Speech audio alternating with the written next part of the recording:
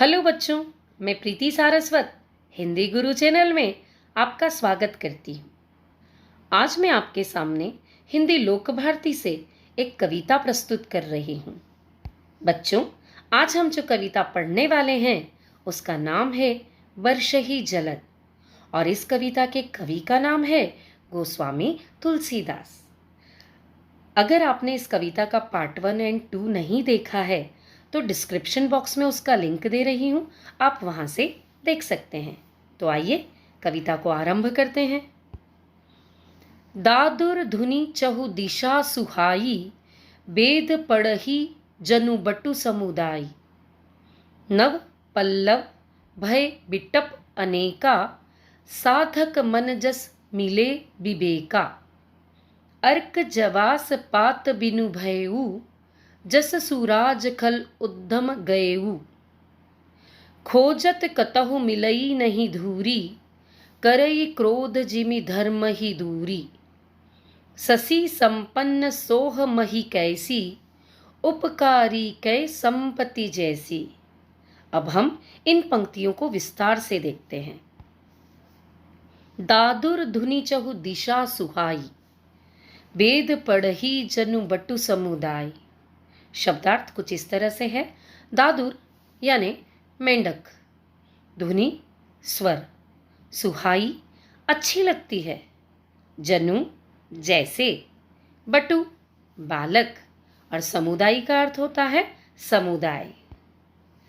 इसका भावार्थ कवि तुलसीदास जी कहते हैं कि वर्षा ऋतु में चारों दिशाओं से आने वाली मेंढकों की ध्वनि ऐसी लग रही है जैसे बालकों का समूह वेदों का पठन कर रहा हो।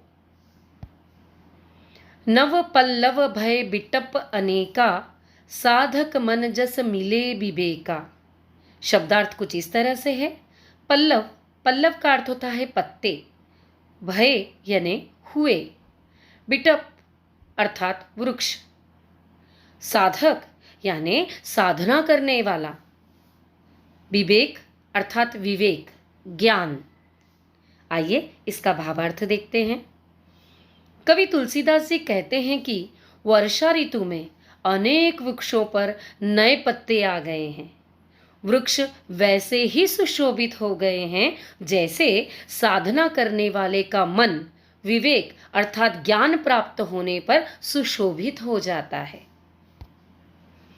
अर्क जवास पात बिनु भयऊ, जस सुराज खल उद्यम गएऊ।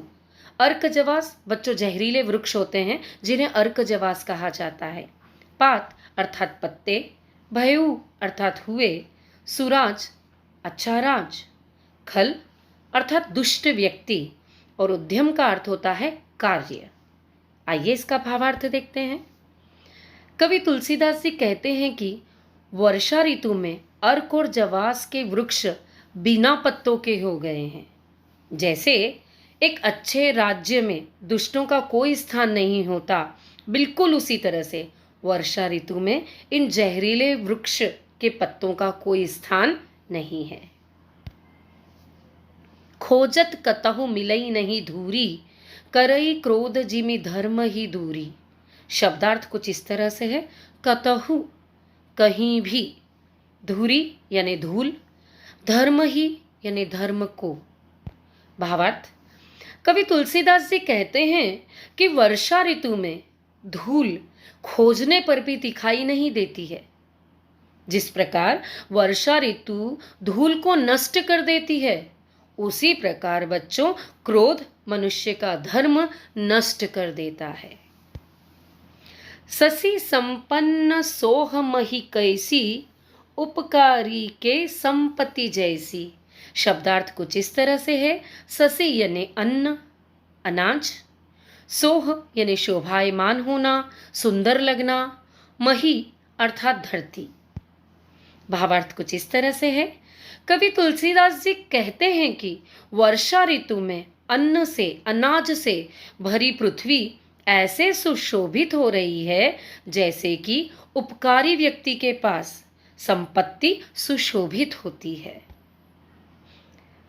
बच्चों, अगर आपको ये कविता पसंद आई तो इसे लाइक कीजिए, अपने दोस्तों के साथ शेयर कीजिए और इसी तरह के वीडियो पाने के लिए सब्सक्राइब कीजिए आपके अपने हिंदी गुरु चैनल को। धन्यवाद। फिर मिलते हैं एक नए वीडियो के साथ।